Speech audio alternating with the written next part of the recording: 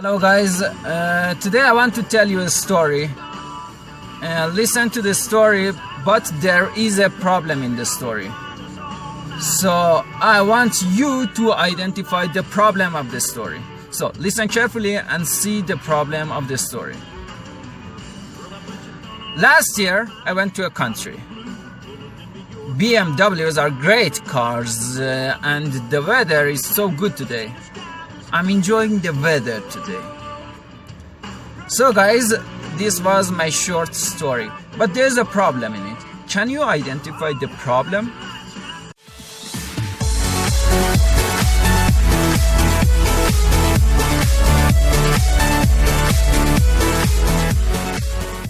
So guys, the problem of the story is something that is named coherence. Coherence. Coherence does not exist in the text. So, what is coherence? Coherence is the logical relation between the sentences. Logical relation between the sentences. Coherence is in the mind of the reader. Coherence is in the mind of the reader. So, logical relations and coherence is in the mind of the reader. So, I said that I went to a country. And then after that I said BMWs are great cars. And then after that I mentioned about the weather. What's the relation between these sentences? There is no logical relation between the sentences. So if I want to have coherence, I need to have some sentences together. And the sentences should be connected logically.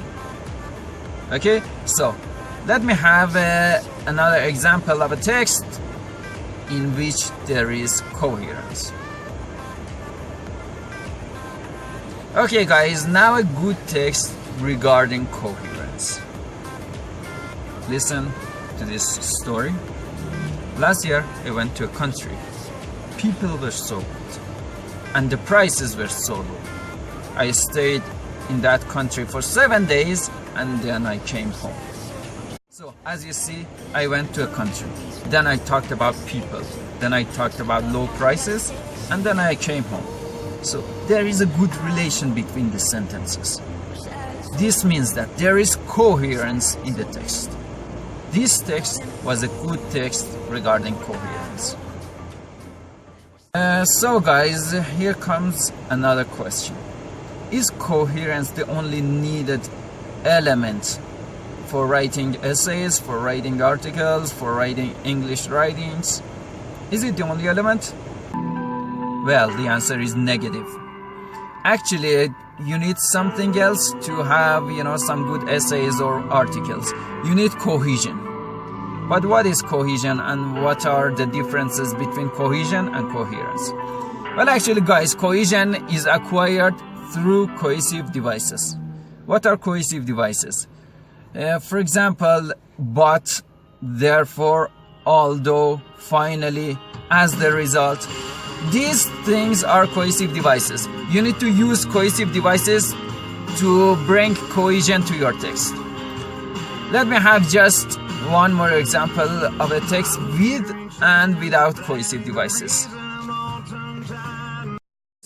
Listen to this story and tell me the problem of this story now. I woke up at 7. I had breakfast. I went to work. I came back home at 12. So, did you understand the problem of this story? We have coherence in it. We have, a good connection between the meaning of the sentences. But we need something else. That is cohesion. We need cohesive devices. We need to use and, we need to use but, we need to use however, we need to use finally. Let me revise the text and say the story again. Okay guys, listen to the last story. This story is a good one. We have cohesion in it, we have coherence in it, and it is basically a good story.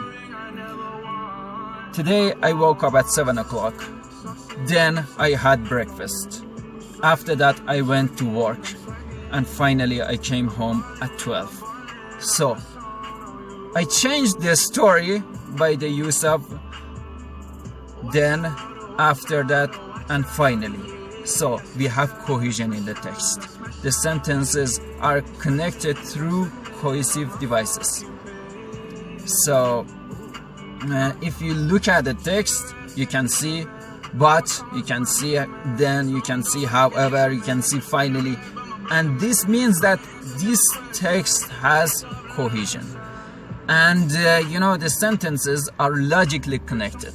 It means that we have coherence in the text as well.